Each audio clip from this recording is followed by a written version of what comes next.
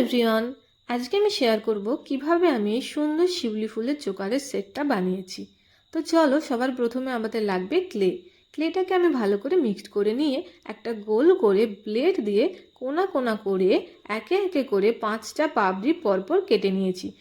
লক্ষ্য করবে মিডিলের অংশটাতে যেন না কাটা হয়। এটাকে সুন্দর করে 5টা পাপড়ি কাটার পরে হাত দিয়ে চেপে চেপে পাপড়িগুলোকে শিউলি ফুলের মতো করে দিলাম। তারপর একটা গোল করে এটার মধ্যে গর্ত করে দিলাম।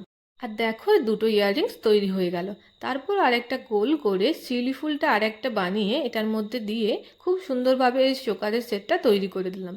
তারপরে একে একে পরপর করে আমি কালার করে দিলাম। কালার করার পরে ভার্নিশ দিয়ে ইয়াররিংসের একটা পিন আটকে দিলাম। তারপরে চোকারটার মধ্যে দুদিক দিয়ে সুতো বেঁধে দিয়ে ক্লে দিয়ে করা বল আটকে দিয়ে আর একটা কড়ি আটকে দিলাম। আর এটা খুব সুন্দরভাবে তৈরি হয়ে গেল।